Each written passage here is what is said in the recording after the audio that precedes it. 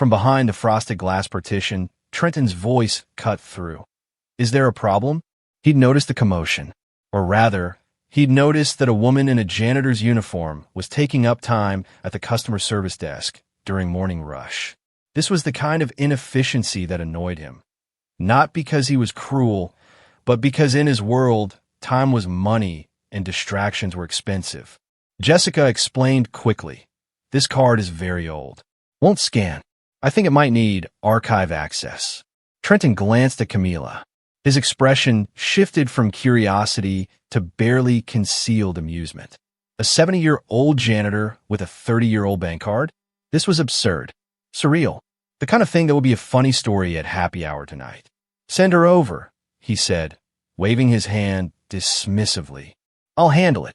Jessica gently guided Camila toward the VIP section. Leather chairs, mahogany desk, floor-to-ceiling windows overlooking Pennsylvania Avenue and the Capitol Dome beyond. Every step felt like walking toward judgment. Camila could feel eyes on her back. The stares. The whispers. A woman in Tory Burch heels leaned toward her husband. Why is she in the VIP section? She wanted to disappear, to become invisible again. But she kept walking, because sometimes survival means stepping into spaces where you don't belong and demanding to be seen anyway. If you're ready to hear the whole story, click the like button, subscribe button, and let me know in the comments where you're watching from. You don't want to miss it. Now, let's get into it. Camila Diaz was born in 1954 in rural Virginia, where her parents broke their backs in tobacco fields for wages that barely kept food on the table. She learned early that survival meant working twice as hard for half as much. When she moved to D.C. in her 20s, she brought that lesson with her, working 3 jobs, cleaning offices before dawn, hotels at noon, government buildings after dark. Always the night shift, always invisible. When her husband left, she raised her daughter Maria alone, working until her hands cracked and bled, until her knees gave out on cold tile floors. But Maria got fed. Maria got through school. That was all that mattered. For 15 years, 1979 to 1994, Camila worked the night shift at the Russell Senate office building on Capitol Hill. While the rest of Washington slept, she arrived at 10 p.m. with her cart, her mop, and her quiet dignity. She knew every hallway, every office, every stubborn coffee stain on every carpet. Most senators and staffers never looked at her. She was part of the furniture, part of the building itself. Until one night in 1990, everything changed. She found Senator Edmund Blackwell sitting alone in his office at 2 a.m., staring at a photo on his desk. His wife Margaret had just died of cancer. He had nowhere else to go, no one to talk to. The halls of power were full of people, but he'd never felt more alone. While others had offered empty condolences and rushed past, Camila paused in his doorway. She didn't know what to say, so she said the only thing that felt true. "You want some coffee, Senator?" That question started everything. Night after night, Camila would pause during her rounds to check on him. She'd bring him coffee in a styrofoam cup, sometimes a homemade sandwich wrapped in aluminum foil. She'd listen to his stories about Margaret, their 40 years together, her laugh, the garden she'd loved in their Georgetown home. She'd remind him to eat, to go home, to rest. She never asked for anything, never wanted anything. She just saw a lonely man who needed kindness. And Senator Blackwell saw her too. He noticed she took 2 buses home to Anacostia every night, an hour each way. He learned she sent every spare dollar to her daughter's community college tuition. He learned she earned $8.50 an hour and had no savings, no retirement, no safety net. It broke his heart. This woman with so much grace had so little security. Maybe you've walked past someone like Camila. Maybe you've been too busy, too distracted, too certain that someone else would help. If her story is making you feel something, anything, then maybe it's time we all paid closer attention to the people we've stopped seeing. That's what these stories are for. That's why they matter. In 1992, after 2 years of late-night conversations over styrofoam coffee cups, Senator Edmund Blackwell made a decision that would remain secret for 3 decades. He called his personal attorney and financial advisor to his Georgetown townhouse, the one with Margaret's garden slowly growing wild without her. They sat in his study, surrounded by leather-bound law books and framed photos of a life that felt like it belonged to someone else now. "I want to set something up," he said quietly. "For Camila Diaz. She doesn't know. She can never know. Not until I'm gone." His attorney nodded, taking notes. "This woman saved my life," Blackwell continued. "Not dramatically. Not with grand gestures. She just showed up. Every night. She saw me when I'd become invisible to everyone else. And I'll be damned if I let her spend the rest of her life riding 2 buses home at midnight for $8.50 an hour." The senator opened a trust account in Camila's name at Capital One. He funded it with assets he'd carefully selected, investments he believed would grow, compound, multiply long after he was gone. 500 shares of a new online bookstore called Amazon. 1,000 shares of Apple stock when everyone thought the company was finished. The deed to a small Georgetown brownstone he'd inherited from his parents. 50,000 in treasury bonds. Blue chip stocks, Microsoft, Coca-Cola, Johnson & Johnson. He set it to reinvest dividends automatically, to grow silently, patiently, like Margaret's garden used to. His instructions were simple. She's to have full access, but she won't know until she asks. The card will be mailed to her home with a note. If she never checks it, the account keeps growing. If she does, it's hers. No strings, no conditions, just gratitude. 3 months before Senator Blackwell died of a heart attack in 1994, a plain white envelope arrived at Camila's apartment in Anacostia. Inside was a Capital One debit card and a handwritten note on Senate stationery. "Camila, you gave me a reason to keep living when I'd lost mine. This is not charity, it's gratitude. Check your balance when you need it most. E.B." Camila read it through tears, touched the raised letters of his signature, then tucked the card in her kitchen drawer beneath old bills and recipes. She never checked it. How could she? People like her didn't receive miracles, and hoping for one hurt too much when it didn't come true. So the card stayed there, untouched, a mystery she was too afraid to solve. Meanwhile, the account grew. Amazon stock split, then split again, soaring from $1.50 to over $180 per share. Apple exploded from 50 cents to $190. The Georgetown brownstone's value climbed to $2.8 million as the neighborhood gentrified.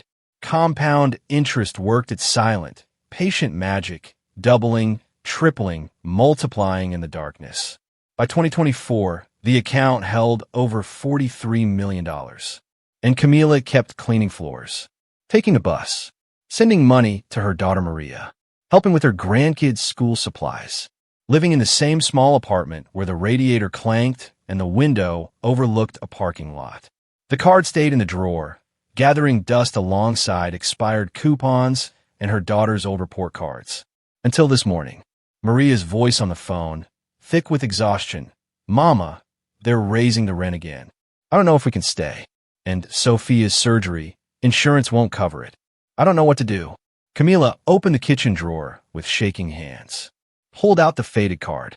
Read the senator's words again, when you need it most. Today, she needed it most.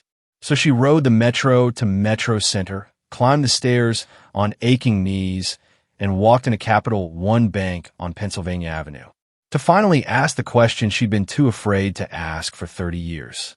If you're hooked and enjoying this story, click the like and subscribe button, and let me know in the comments where you're watching from.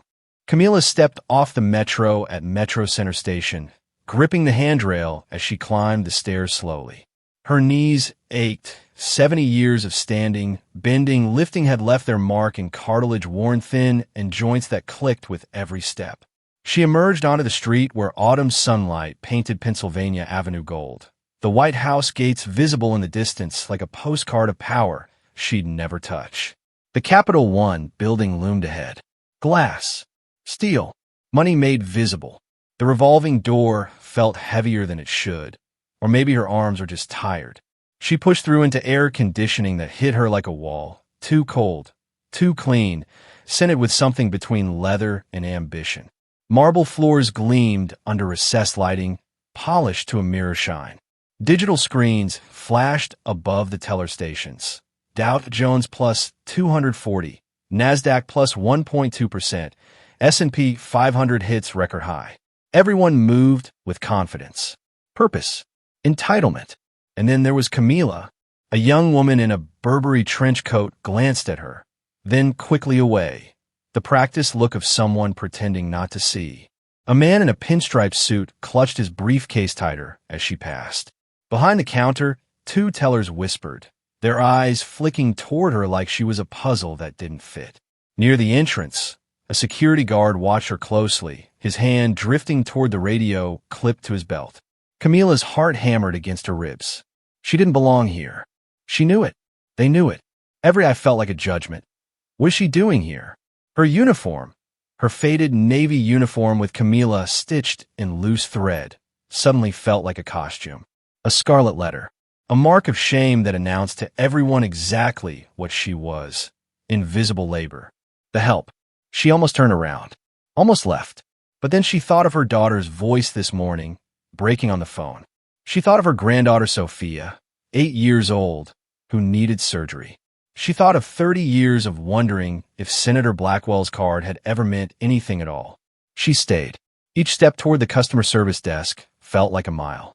The young Asian-American teller, her name tag read Jessica Nguyen, looked up with practiced professionalism. "Can I help you?" Polite, but cautious. Camila's voice came out barely above a whisper. I need to check my balance." She slid the worn card across the marble counter with trembling fingers. Jessica picked it up, turning it over. The plastic was faded, the magnetic strip worn smooth from 3 decades in a wallet. She swiped it through the reader. Error. Swiped again. Error. "Ma'am, this card is very old. I'm not sure our system can. Please." Camila's eyes welled up. "I just need to know." From across the floor, a voice cut through the morning hum. "Is there a problem?" Trenton Hayes, 42 years old, Georgetown law graduate, millionaire private banker in a Navy Tom Ford suit and a $15,000 Rolex that caught the light every time he moved. He managed portfolios for congressmen, tech CEOs, K Street lobbyists who shaped policy over bourbon at steakhouses Camila would never enter. He was the epitome of DC's elite. Polished, powerful, untouchable. Jessica explained quickly. "This card is old. Won't scan. I think it needs archive access." Trenton glanced at Camila. His expression shifted from curiosity to something else. Amusement, barely concealed. A 70-year-old janitor with a 30-year-old bank card? This was absurd.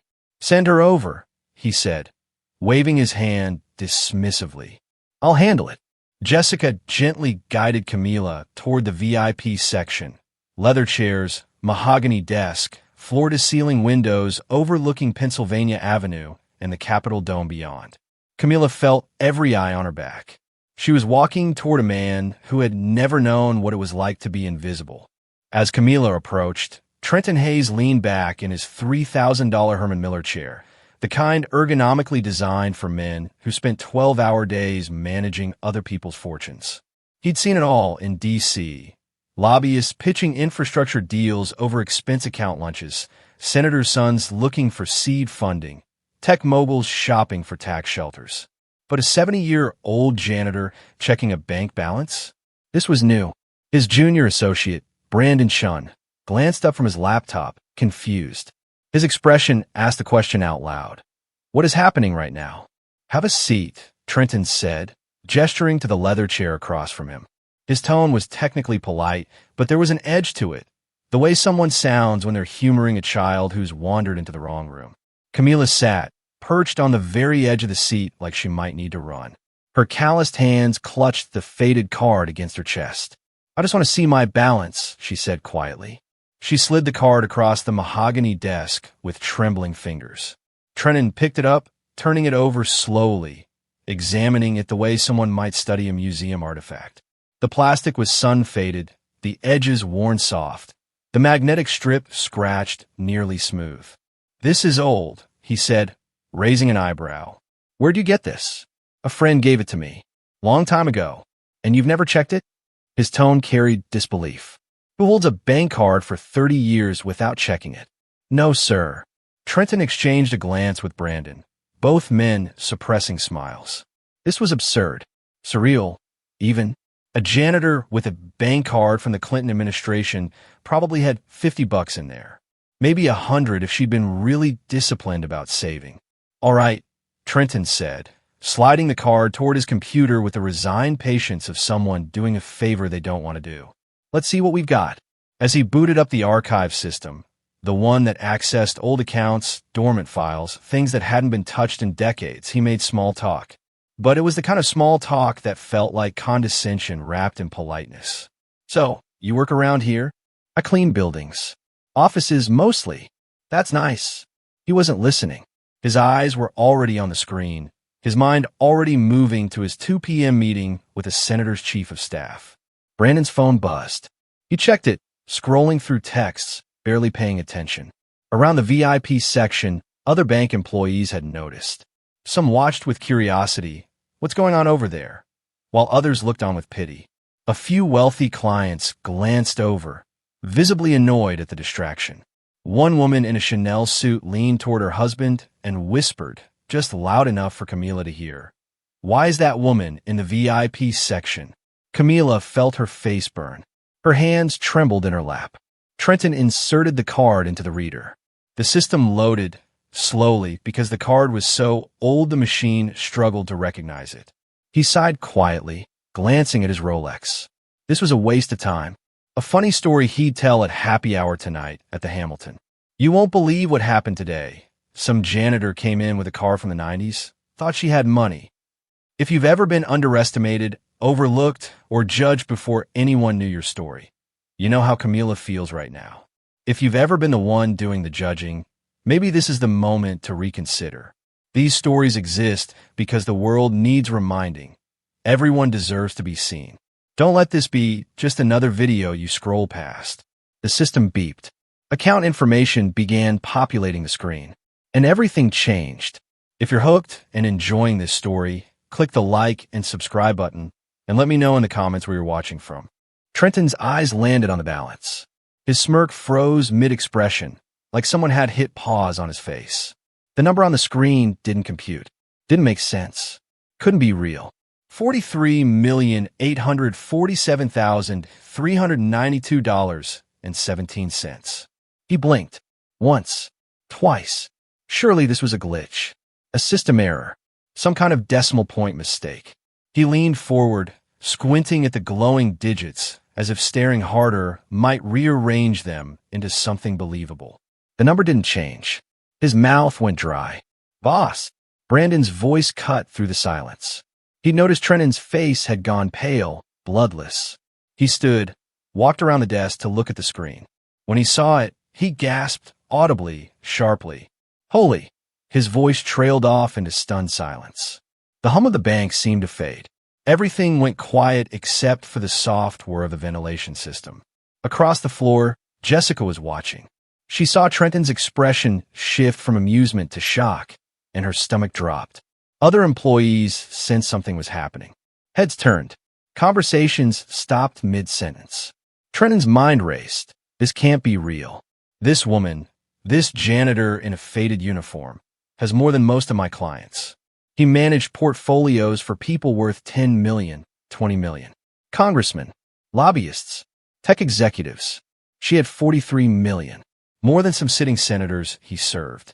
His hands trembling, he clicked through the account history.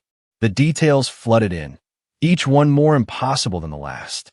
Amazon stock, 500 shares, purchased 1997 at $18 per share, now worth over $90,000 per share.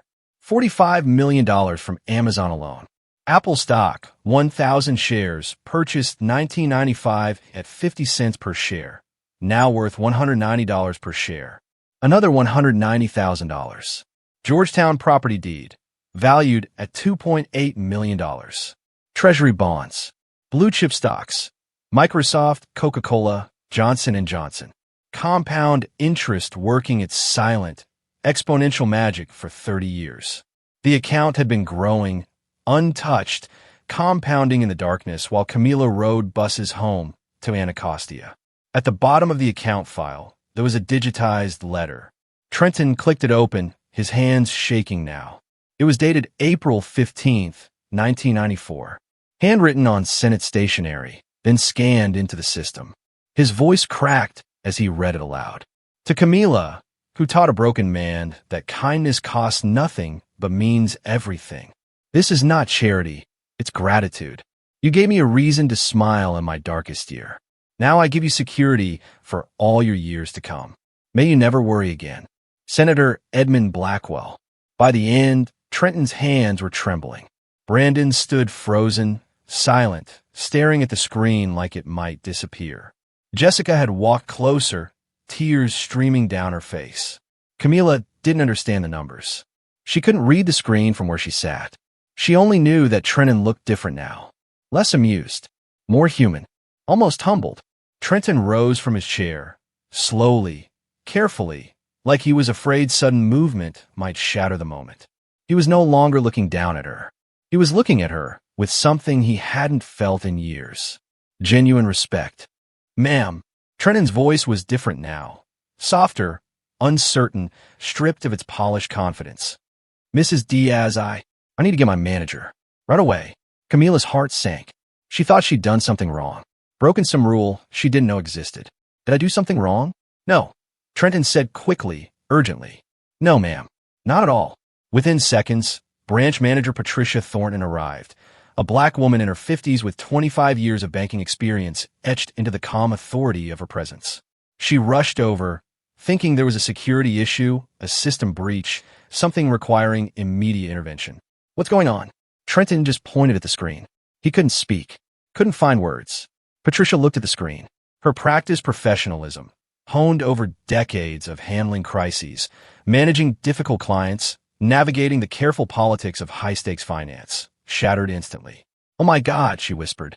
She looked at Camila, then back at the screen, then at Camila again, as if trying to reconcile the elderly woman in the janitorial uniform with the number glowing on the monitor. Mrs. Diaz, do you know what you have here? Patricia knelt beside Camila's chair, not bending down condescendingly, but kneeling as a gesture of respect, the way someone might kneel before something sacred. Mrs. Diaz, you have over $43 million in this account. Camila's face went blank. The words didn't register. Couldn't register. 43 million? Yes, ma'am. Camila's weathered hands reached for the edge of the desk to steady herself. The room tilted. Patricia printed out the account summary and handed it to her with both hands, like she was passing her something holy. Camila's trembling fingers traced the numbers on the page. Her lips moved silently, counting 1, 2, 3, 8 zeros. Her eyes flooded with tears. But I'm just... Her voice broke. I clean floors. Patricia's voice was gentle, almost reverent. Not anymore, Mrs. Diaz. Not if you don't want to. The weight of 30 years crashed down all at once. Buses at 5 a.m., aching knees on cold tile, choosing between her daughter's electricity bill and her own blood pressure medication, working until her hands cracked and bled, being invisible, being dismissed, being nothing. Camila sobbed, deep, shaking sobs that came from somewhere ancient and raw. Patricia showed her the letter from Senator Blackwell. Camila read it through tears that blurred the handwriting, but she didn't need clear vision to remember. She remembered his sad eyes, his stories about Margaret's garden, the way he'd smile, really smile, when she brought him coffee at 2 a.m. He remembered me, she sobbed, clutching the letter to her chest. All this time, he remembered me. Around them, the VIP section had gone completely silent. Everyone had stopped working. They were watching, no longer with judgment or pity or confusion, but with something closer to awe. Some had tears in their eyes. Even the wealthy clients in their designer suits had paused, moved by something they couldn't name. Trenton stood to the side, watching it all unfold. The arrogance was gone, burned away, replaced by something raw he hadn't felt in years. Shame, humility, wonder. He thought of every person he'd dismissed, every janitor he'd walked past without seeing, every assumption he'd made based on a uniform, a job title, a bank balance. He would never forget this moment. Patricia immediately called the bank's top wealth management team. Within minutes, 3 senior advisors assembled in the VIP section. These are people who normally handled senators' retirement portfolios and tech CEO stock options. Now, they were here for Camila. Security was quietly repositioned around the area, not to remove her, but to protect her. She was now one of the most valuable clients in the building. Brandon offered her water, tissues, a more comfortable chair, anything she needed. His earlier indifference had vanished, replaced by something resembling reverence. Patricia sat beside Camila, explaining everything slowly, patiently, like a teacher with an overwhelmed student. We'll set up meetings with financial advisors, estate planners, attorneys, she said gently. You'll need a team to help you manage this. But it's yours, Mrs. Diaz. Every penny. You decide what happens next. Camila's mind spun with possibilities she'd never dared imagine. Can I help my daughter? She's about to lose her apartment. Yes, ma'am. You can buy her a house if you want. My granddaughter needs surgery. Insurance won't cover it. You can pay for it. Today, if you need to. Camila's voice trembled. My church, we've been trying to fix the roof for 5 years. Patricia smiled warmly. Mrs. Diaz, you could fix 100 roofs. Camila's hands shook, not from fear now, but from the weight of possibility pressing down like grace. Trenton approached, his earlier confidence replaced by something humble, genuine. Mrs. Diaz, I owe you an apology. She looked at him, confused. I didn't see you when you walked in. I saw your uniform, made assumptions about who you were. That was wrong. I'm sorry. Camila nodded slowly. She heard dismissals her whole life. But this, someone actually saying sorry? That was new. Patricia handed Camila a new platinum card. This one will work a bit better, she said with a gentle smile. Camila held it, smooth, heavy reel. It felt like a key to a door she never knew existed. 3 senior advisors introduced themselves with respect bordering on deference. These were the same people who managed congressional portfolios, who advised Fortune 500 executives. Now they were asking Camila what she needed. They scheduled meetings for the following week, discussed investment strategies, tax implications, estate planning. Patricia assigned her a personal concierge banker. Anything you need, anytime, you call this number. It was too much, too fast. Camila's head swam, but beneath the overwhelm, something else was growing. Hope. For the first time in 70 years, she wasn't worried about tomorrow. If you're hooked and enjoying this story, click the like and subscribe button, and let me know in the comments where you're watching from. Hours had passed. The autumn sun was setting now, painting the DC sky in shades of gold and amber that made the glass buildings look like they were on fire. Patricia Thornton personally escorted Camila to the door, a gesture reserved for only the bank's most important clients. For 30 years, Camila had entered banks through service entrances, back doors, maintenance halls where the cleaning carts were stored. Today, she walked out through the main doors. Head high, shoulders back. Patricia walked beside her, carrying Camila's folder of documents like they were state secrets. They stepped onto Pennsylvania Avenue. The Capitol dome glowed in the distance, golden and majestic against the darkening sky. Camila stopped, staring at it. She'd cleaned those halls, mopped those marble floors, emptied trash, cans, and offices where laws were written. Now she stood on equal ground with those who walked them. Her flip phone felt heavy in her hand as she dialed. Her fingers shook so badly she almost dropped it. Maria? Baby, I need you to sit down. Mama, what's wrong? Are you okay? Nothing's wrong. Camila's voice cracked. Everything's right. What are you talking about? That senator I used to talk about, Mr. Blackwell. He left me something. Left you what, Mama? Camila couldn't say the number. It was too big, too impossible, too much like a dream she might wake up from. Security. He left me security. There was silence on the other end. Then Maria's voice, small and trembling. What kind of security? The kind where we don't have to worry anymore, baby. You hear me? Sophia gets her surgery. You keep your apartment, or we buy you a house. We don't have to choose anymore. Between rent and food, between medicine and heat, we're done choosing. Maria's sobs echoed through the phone, raw and disbelieving and full of a relief so profound it sounded like grief. As the call ended, Camila stood on the sidewalk. Around her, Washington rushed on. Cars honking, buses pulling away from stops, people in suits hurrying to catch the metro before rush hour peaked. The world hadn't changed, but her place in it had.